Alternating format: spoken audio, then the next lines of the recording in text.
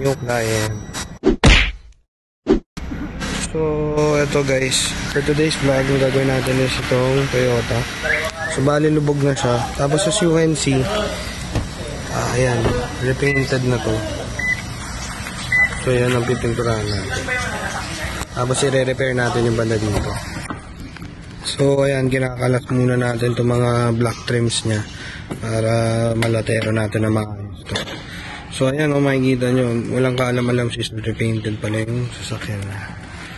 Tapos, nakita nyo yung pagkapintura, ang daming kasgasas, walang kintab. Tapos, pag nilapit ko, nakita nyo, puro pinhole.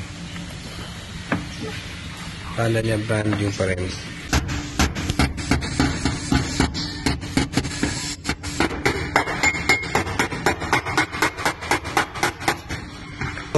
So, ayan, pinuprep lang natin yun para pwede natin siya mabuga ng primer. Tapos, ayan, makakopya na natin yung mga guhit na.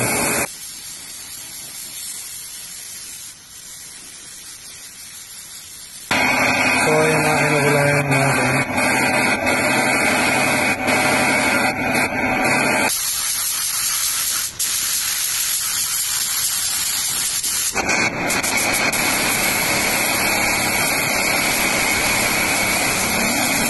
So, ayan guys, medyo mausok dito sa oven natin.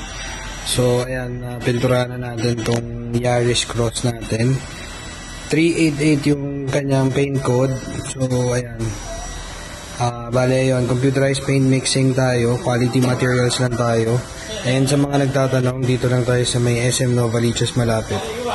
Ayan, kung gusto nyo ng quality na gawa, dito na kayo sa Banitech Auto Restoration magpagawa. Hindi tayo gumagamit ng mga substandard na materials. Hindi natin kahit napatan yung 1.5 or 2.5 per panel. So, yung liliyain na natin ngayon yung pininturahan natin. So, bale ito at saka yung fender niya. So, ayan, nalaliyan na natin siya. Pero, syempre, hindi pa tayo tapos. Liliyain natin siya ng pinong-pino.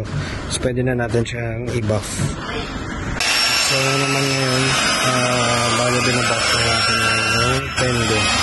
Sa itong bumper, babuff na rin natin. Ayan o, makikita nyo, yan talaga yung dapat na kulay niya. Although, computerized paint, hindi pa rin siya 100%.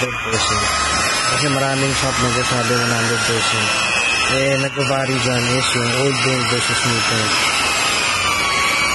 Pero yan, yung kahapon na sinasabi niya sa'yo na galing sa kasa, malabo talaga yung malayo yung kulay niya. Yung sobrang layo. Pero yan talaga yung kulay niya. Kami papakita ko sa inyo yung pinaka-finished product natin. So ayan na oh, parang wala nangyari dun sa fender nito. Kita nyo, buong-buo na yan. Tapos yan oh. Parang walang nangyari, parang magic.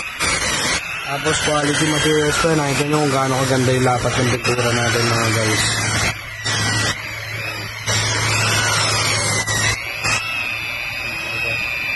Yung unang kulay rin na ito, malabo, malayo masyado. Saka yun na nga, mumurahin na yung ginamit kaya puro pinakul, yung daming butas-butas. So guys, ito na yung pinaka-finished product natin.